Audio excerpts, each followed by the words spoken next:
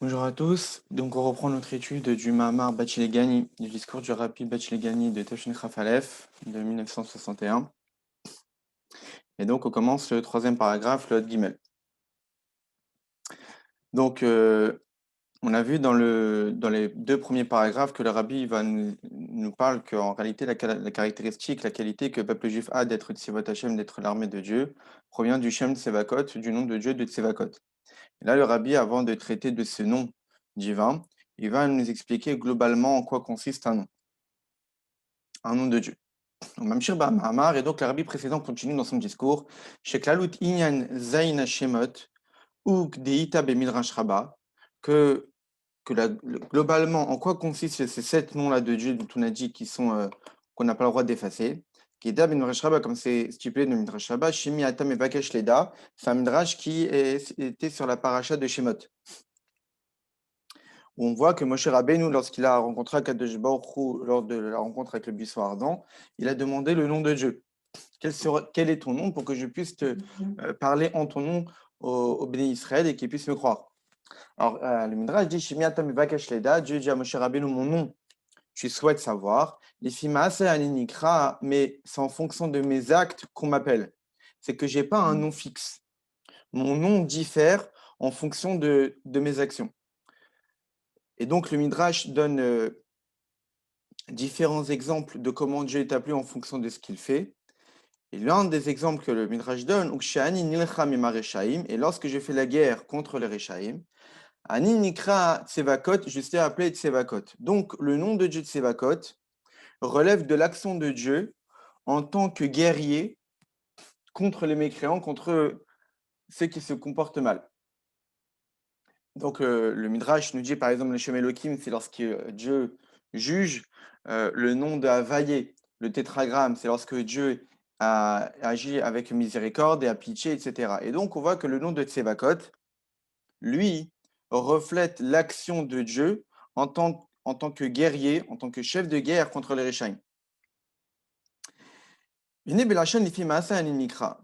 dans la phrase du Midrash, où Dieu dit à Moshe Rabbeinu, les filles Maasai, en fonction de mes actions, à Ninikra, je suis appelé.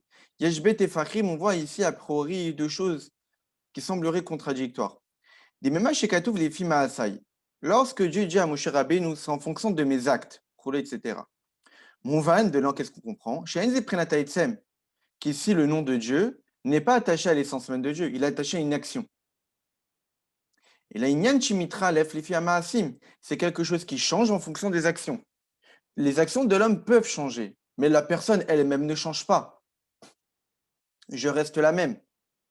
Maintenant, je peux exprimer mon moi, qui je suis, dans mon travail, dans ma famille, avec mes amis, etc.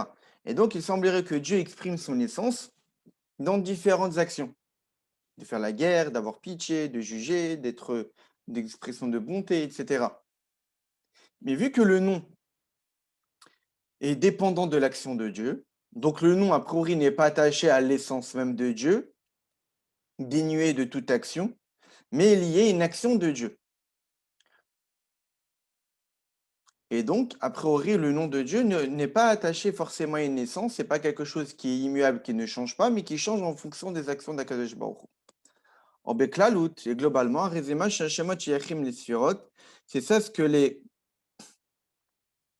noms de Dieu soient attachés aux Sphirot. Les Sphirot, ce sont les attributs divins par le biais desquels Dieu, Akadosh Baruch Hu, gère les mondes spirituels et notre monde, qui sont les trois capacités intellectuelles, Chochma, Bina et Da'at, l'idée intellectuelle, le développement intellectuel et la connaissance, et ensuite les sept midot, Chesed, Gvura, Tiferet, Netzach, Hod, Yesod, Malchut, donc la bonté, la rigueur, l'harmonie, la victoire, la magnificence, le fondement, et Malchut, la royauté. Et donc, on voit que puisque les noms de Dieu sont attachés à des actions, donc c'est pour cette raison qu'on peut dire que globalement parlant, les noms de Dieu sont attachés aux sirot, sont attachés aux attributs divins, aux expressions par le biais desquelles Akadosh Baruch Hu se dévoile. Dieu se dévoile à travers du chesed, de la montée, Dieu se dévoile à travers de la gvura, Dieu se dévoile à travers la victoire, etc. Et donc, on voit que puisqu'on attache le nom à une notion d'action, donc on peut dire que les noms sont liés à l'idée de sirot. Mais ça, c'était le début de la phrase. Les films assez en fonction de mes actions. Mais d'un autre côté, la fin de la phrase, c'est quoi? Shemesem ani nikra, je suis appelé. Mouvan, de là, qu'est-ce qu'on comprend? Shadvar anikra beshemze, que la chose qui est appelée par ce nom-là, Tsevakot et que Tsebazé, que ce soit le nom Tsevakot ou un autre nom, ou toi d'avoir Shnikra Gambeshar Hashemot, c'est exactement la même chose qui est appelée par d'autres noms. Et donc en réalité, on voit que quoi? On voit que le nom est attaché à l'essence. Puisque qui est-ce qu'on appelle? On appelle toujours la même personne. Qu'on appelle Dieu Tsevakot, qu'on appelle Dieu Kel, qu'on appelle Dieu Yudkevavke ou Elohim, Olekai, etc. C'est toujours le même être qu'on appelle, c'est Dieu. Alors c'est vrai que ça diffère en fonction des actions, mais pour autant, ça reste toujours la même personne. Qu'une personne, imaginons un homme lambda, qu'on l'appelle papa par ses parents, qu'on l'appelle chéri par sa femme, qu'on l'appelle monsieur dans son travail, qu'on l'appelle par son prénom par ses amis, même si a priori ces appellations-là diffèrent en fonction des situations dans sa vie, mais pour autant, c'est toujours la même personne qui est appelée par ces différents noms. Afsha Peulot, Mitral Fot, c'est vrai que les actions changent, se modifient. Mais chez Zohani, Prinat Ani Nikra, mais ça reste quand même le nom de Dieu qui est appelé ici. C'est Dieu lui-même qui est appelé ici. Donc on voit que d'un côté, le nom de Dieu est attaché à une notion d'action, de différenciation en fonction des situations, mais d'un autre côté, malgré toutes les différences qui peuvent exister dans les situations, quelles que soient les actions que Dieu peut effectuer, ça reste Dieu qui est appelé par ce nom-là. Et c'est ça, par exemple, ce qui explique le Tzemar Tzedek dans Derech Mizotecha. Dans Derech Mizotecha, le Tzemar Tzedek pose une question. Il dit qu'on voit que dans la prière, on appelle Dieu sous différents noms.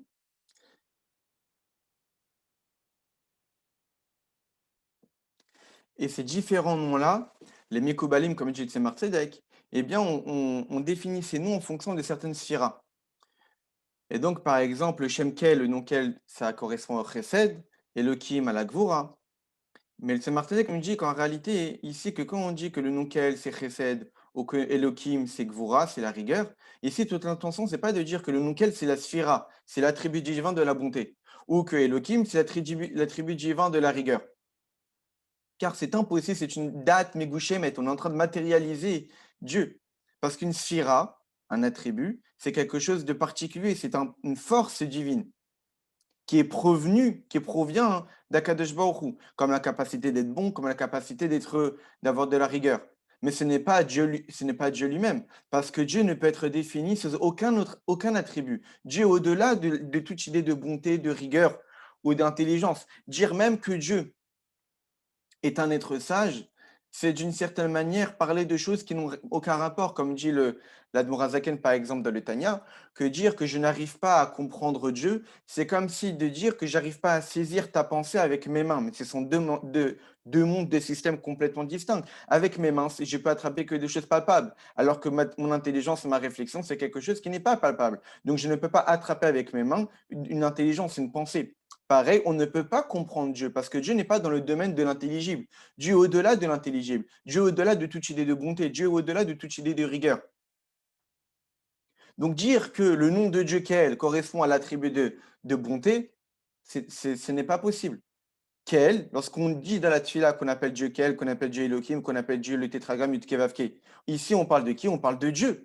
On ne s'adresse pas à l'attribut de chesed de Dieu. On ne s'adresse pas à l'attribut de rigueur de Dieu. On parle directement à Dieu. Alors c'est vrai qu'on parle à Dieu tel qu'il comme va expliquer le Tzemar Tzedek, tel qu'il s'inscrit dans une action de bonté ou tel qu'il s'inscrit dans une action de rigueur. Mais pour autant, le nom Kel, le nom Ekim, le nom Havaïe, le nom Tsevakot, etc., ne sont pas des noms, ne sont pas des appellations des attributs divins, mais sont bien des appellations de Dieu. Parce qu'en réalité, les attributs divins restent une caractéristique de divin, restent un potentiel, une force exprimée d'Akadosh Baruch Hu, mais ce n'est pas Akadosh Baruch Hu lui-même. Et donc, comment comprendre ce que nous disent les Mekoubalim, que le nom de Kel correspond à Chesed, que le nom d'Elohim correspond à la rigueur, à Gvura, etc. Alors, c'est Martin qui nous dit qu'en réalité, רוצה לומר על בחינת טהרת הבורא יתברך ממש, המתלבש ומתפשט בספירות כנודע שאורן סוף ברוך הוא מאיר ומולבש בספירותיו. En réalité, lorsqu'on parle du nom Kel, du nom de Chesed, du nom de Elohim, ça fait référence à la lumière de Dieu elle-même, à Dieu lui-même. Mais à la lumière de Dieu telle qu'elle s'habille dans les sphirotes. C'est-à-dire qu'il y a l'essence même de la lumière infinie d'Akadosh Baruch Hu. Et cette lumière-là va s'habiller dans des attributs divins. Cette lumière est un reflet du luminaire de Dieu lui-même. Et donc, c'est pour cette raison qu'on peut y donner des noms, comme le nom Kel. Ici, on ne parle pas que Kel, c'est le nom de Chesed. Non, cela signifie, on parle ici de Dieu lui-même. Mais en réalité, notre intention ici, c'est de parler de Dieu tel qu'il s'éclaire à travers l'attribut de Chesed. Elohim, lorsqu'on parle de Dieu en tant qu'Elohim, on parle de Dieu lui-même, mais tel qu'il s'éclaire à travers l'attribut de rigueur. Lorsqu'on parle de la Shrina, on parle de Dieu lui-même, mais tel qu'il s'éclaire à travers l'attribut de royauté. Et donc, même s'il existe par exemple 10 noms qui correspondent aux 10 sphirotes, aux 10 attributs divins, ces 10 noms parlent de Dieu lui-même. On parle ici qui est l'être qui est appelé par ces noms-là, c'est Dieu lui-même, c'est le même Dieu unique. Seulement pour autant, ce Dieu-là s'exprime à travers certains attributs pour une certaine raison particulière. Quelle est cette raison? C'est qu'en réalité, le dévoilement de divin, c'est pour justement les créatures. Si cette lumière divine qui est infinie aurait été dévoilée à nous sans passer par ces caractérise par ses attributs divins de Chesed, de Gvura, de Tiferet, etc., cette lumière divine aurait été complètement inaccessible pour nous parce que beaucoup trop élevée. On n'aurait pas pu exister comme on est aujourd'hui, c'est-à-dire des êtres limités avec une volonté propre et avoir l'impression qu'on existe de par nous-mêmes sans qu'on est dépendant de la vérité de Dieu. Et Dieu veut qu'on ait ce ressenti-là pour qu'on fasse ce travail d'annulation de soi, ce travail de faire l'effort de faire la volonté d'Akadosh Baruch Hu, d'étudier le Torah, de pratiquer les misotes, avec un certain libre arbitre. Et donc Dieu, en fait, il a dévoilé sa lumière infinie, qu'elle est dénuée de toute caractéristique, de tout attribut, dans des sphérotes, dans des attributs divins, pour lui donner un aspect limité en fonction de ce que Dieu veut effectuer dans le monde. Et donc, en réalité, lorsqu'on parle de Dieu en tant que Kel, en tant que Elohim, en tant que Shrina, en tant que Kel Shakai, ça ne fait pas référence à la sphère elle-même. La sphère elle-même a leur propre nom. La bonté, ça s'appelle Chesed. La rigueur, ça s'appelle Gvura. La miséricorde, ça s'appelle Tiferet. Maintenant, la lumière divine qui est dans la sphira, qui vitalise la sphira, qui vitalise l'attribut divin, qui en réalité, cette lumière divine, c'est l'émanation de Dieu lui-même. Cette émanation-là, telle qu'elle s'inscrit dans son attribut divin, a un nom, qui est le nom qu'elle, pour la bonté, qui est le nom Elohim, pour la rigueur, qui est le nom de Sevakot, comme on le verra pour Netzach Ehod. Et donc, en réalité, c'est ce que veut nous dire ici le Tzemar Tzedek, c'est que le nom de Dieu, les noms de Dieu. Alors c'est vrai que c'est les Asai, c'est en fonction de mes actes. Mais pour autant, ça reste quand même Dieu lui-même. Ici, ce n'est pas un acte qu'on appelle. On n'appelle pas la bonté divine, quelle? On n'appelle pas la rigueur divine, Elohim. On appelle la divinité qui s'inscrit dans la bonté, quelle? On appelle la divinité, Dieu lui-même, qui s'inscrit dans la rigueur, Elohim. Parce qu'en réalité, c'est ce que disent les Chachamim, que dans sa grande humilité, on retrouve sa grandeur. Dieu, en réalité, il voulait se rendre accessible à nous. Sauf que nous, on est limité. Dieu veut qu'on soit limité pour une certaine raison, comme on l'a dit. Mais il veut quand même qu'on ait l'impression qu'on puisse s'attacher à lui. Alors Dieu s'est, entre guillemets, contracté. Il a contracté sa lumière infinie d'Akadosh Baruch Hu, pour qu'elle puisse nous être accessible. Donc lorsqu'on dit que Dieu est grand, en réalité, on parle de quoi? On parle de la divinité qui s'inscrit dans la bonté de Dieu. Mais Dieu lui-même, on ne peut pas dire qu'il est grand. Dieu, on ne peut rien dire sur lui. À partir du moment qu'on commence à définir sur l'essence même de Dieu, lui donner un quelconque qualificatif, c'est un mensonge. Dieu ne peut être qualifié par aucun terme. Dès qu'on qualifie Dieu par un terme de Agadol, Agibor, le grand Dieu, le fort Dieu, ici on ne parle pas de l'essence même de Dieu, mais on parle de la lumière de Dieu qui s'inscrit dans un certain attribut divin. Parce que lorsque cette lumière divine s'est habillée dans cet attribut divin, alors cette divinité nous est rendue plus ou moins accessible. Parce que Dieu veut se rendre accessible à nous. Et pour cela, il faut contracter sa lumière dans un certain attribut pour y faire une certaine action dans le monde. Et maintenant qu'on a vu ce que nous dit le Tzemar Tzedek dans son Derech Misotecha, ou petite parenthèse, Derech Misotecha, c'est l'un des livres du Tzemar Tzedek où il explique la raison profonde de certaines mésotes. Et dans une deuxième partie, il y a ce qu'on appelle les Sharashim Shoresh Mizatat Tfila, Où le Martinez nous explique la raison profonde et la Kavana et en quoi consiste la prière avec les secrets de la Kabbalah tels qu'ils sont expliqués par la Chassidut. Et donc on reprend dans le Mamar du Rabbi. Le Rabbi nous dit Occupé chez Mever à Baal Shem Tov, comme le Baal Shem Tov nous explique. Dans tous ces Mamarim de Bachil et Gani, le Rabbi il rapporte un enseignement de tous les Rebbeim, depuis le Baal Shem Tov jusqu'au Rabbi précédent. Donc le Baal Shem Tov, le Maggid, l'Admor Zaken, l'Admor Mtsel, le Tzemar Tzedek, le Rabbi Maharash, le Rabbi Rachab et évidemment son beau-père, le Rabbi précédent. Et donc il rapporte là un enseignement du Baal Shem Tov qui nous dit Binyan Zayin Shemot à propos des 7 noms de Dieu, dont on a l'interdiction d'effacer. Chez En Akavana la Sphirot Atzmam, on ne parle, ces noms-là, comme on l'a dit, ne sont pas associés aux sphirotes elles-mêmes. Kim la or chez Basphirot, mais la lumière qui se trouve dans les sphirotes. Parce que les sphirotes elles-mêmes ne sont pas Dieu. Les sphirotes sont des attributs divins, qui ont leur propre nom. Chesed, Gvura, Tiferet, etc.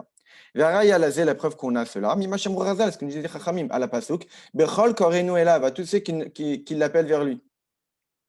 Et là, Velo Limidatav, qu'on s'adresse à Dieu, lorsqu'on appelle Dieu, lorsqu'on prie à Dieu, on prie à lui et là. Velo Limidatav, on ne prie pas aux attributs, on ne prie pas à Chesed, on ne prie pas à la Gvura, on ne prie pas à Tiferet, on prie à Dieu lui-même. Et donc, lorsqu'en fait on prie et on mentionne dans notre prière les 7 noms, ce qu'est la vaille, etc., il est impossible de dire ici que lorsqu'on dit Baruchata Hashem ou Elohim, etc., qu'on s'adresse aux sphirot, aux attributs divins. Ce n'est pas Dieu lui-même.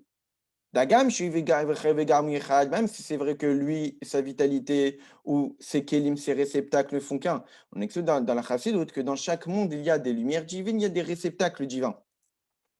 Et que c'est un système que Dieu a établi pour faire en sorte que la lumière divine puisse descendre dans le monde et influencer les mondes les plus bas. Parce que la lumière divine, de par elle-même, elle est attirée par son luminaire. Et donc, elle voudra seulement être attirée par le haut. Mais le réceptacle de lui-même est juste un être limité, dénué a priori de la volonté de Dieu et qui est attiré vers le bas. Donc Dieu, lui, par son infinie grandeur, il est capable de réunir la lumière qui est attirée par le haut et le kéli, le réceptacle qui est attiré par le bas, que la lumière rentre dans le réceptacle et ainsi ça va faire descendre la lumière ici-bas et donc prodiguer au monde ce qu'il a besoin. Donc même s'il est vrai qu'il existe une union parfaite entre sa lumière divine et ses réceptacles, mais comme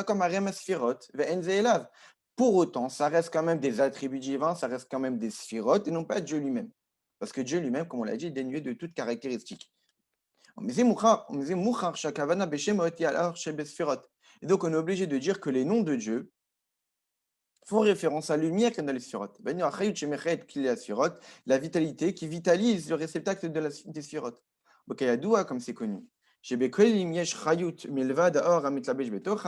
dans les kelim, dans les réceptacles, il y a une vitalité en dehors de la lumière qui s'habille en eux.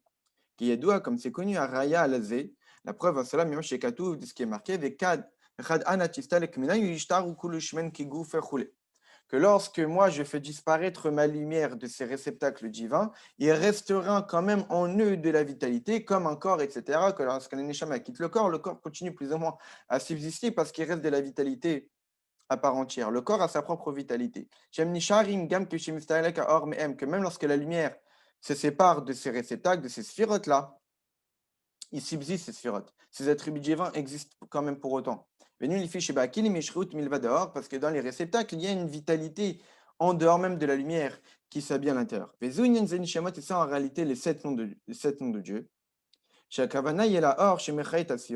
fait référence à la lumière divine qui vitalise les sphirotes, et non pas à la lumière divine dénué de toute caractéristique qui va s'habiller dans les sphirotes et la mais la lumière divine qui est dans la sphira. Parce que lorsque la lumière divine est arrivée dans la sphira, elle a obtenu l'aspect de la sphira, le caractéristique de la sphira. Comme on peut donner l'exemple que de l'eau est incolore. Mais lorsqu'on la met dans un verre rouge ou dans un verre bleu, extérieurement, on a l'impression que que l'eau est devenue de l'eau verte, ou que l'eau est devenue de l'eau bleue, ou de l'eau rouge. Mais pour autant, la lumière l'eau reste de l'eau. Elle n'a pas changé. Mais pour une certaine raison, il fallait qu'on obtienne de l'eau visuellement rouge, de l'eau visuellement bleue ou de l'eau visuellement verte. On peut donner aussi l'exemple avec le soleil. Lorsque le soleil émet une lumière, cette lumière, lorsqu'elle va passer par un rideau qui est rouge, on a l'impression que la lumière qui se dégage du rideau est rouge. On a l'impression que la lumière qui se dégage d'un rideau bleu, elle est bleue. Mais pour autant, parce qu'en réalité, cette lumière a obtenu la caractéristique de l'écran qui lui fait obstacle. Quelle est l'idée derrière? C'est que la lumière du soleil elle-même, elle est inaccessible pour l'œil humain, et donc il est nécessaire de lui mettre un écran pour l'atténuer, pour qu'elle puisse nous être accessible. C'est exactement pareil pour la lumière divine. La lumière divine est infinie. Elle nous est complètement inaccessible par rapport à notre limite, et Dieu veut qu'on soit limité. Mais pour qu'on puisse profiter de la lumière divine qui nous vitalise en chaque instant et faire en sorte que le monde puisse continuer à subsister, il est nécessaire de contracter ces lumières, de lui donner un certain aspect qui va la limiter et effectuer un certain travail. Si Dieu souhaite effectuer du chesed, de la bonté, alors la lumière divine, la lumière infinie d'Akadosh Baruch Hu va s'habiller dans la bonté divine. Si c'est de la rigueur, alors ça va être dans la gvura, etc. Et la lumière divine qui est dans chesed, ça s'appelle quelle? La lumière divine qui est dans la rigueur, ça s'appelle Elohim, etc. Et donc, c'est ça ce que le rabbi nous dit dans ce troisième paragraphe. Il nous a expliqué globalement en quoi consiste un nom divin. Pour pouvoir comprendre c'est quoi le nom de Sévakot, il faut d'abord comprendre globalement ce que c'est un nom divin. Un nom divin, en réalité, on parle de Dieu lui-même, on s'adresse à Dieu. Lorsqu'on dit le tétragramme, lorsqu'on dit Elohim, lorsqu'on dit Kel, lorsqu'on dit Sévakot, on s'adresse directement à Dieu. Mais pour autant, on s'adresse à Dieu tel qu'il s'habille dans la Chesed, si c'est Kel, tel qu'il s'habille dans la Gvura, si c'est Elohim, tel qu'il s'habille dans Netzach et Hod, si c'est Vakot, etc. Et donc, c'est ça ce que le rabbi nous a expliqué dans ce troisième paragraphe. Dans le quatrième paragraphe qu'on verra après, le rabbi va nous expliquer le nom Havayé, le tétragramme, qui a une particularité. C'est qu'on voit que c'est le Shem Amephorash, le nom qui a une prononciation particulière, et c'est le nom ineffable. Donc on a l'interdiction de prononcer tel qu'il est écrit, mais il est écrit d'une certaine manière et on le prononce d'une autre manière. Il est marqué Yud, Ke et Vav, Ke, et pourtant on le prononce comme le nom Adne, Adnut. Et donc ça, ce que le rabbi va nous expliquer dans le quatrième paragraphe, quelle est la particularité de ce nom et pour quelle raison on a l'interdiction de le prononcer tel qu'il est écrit.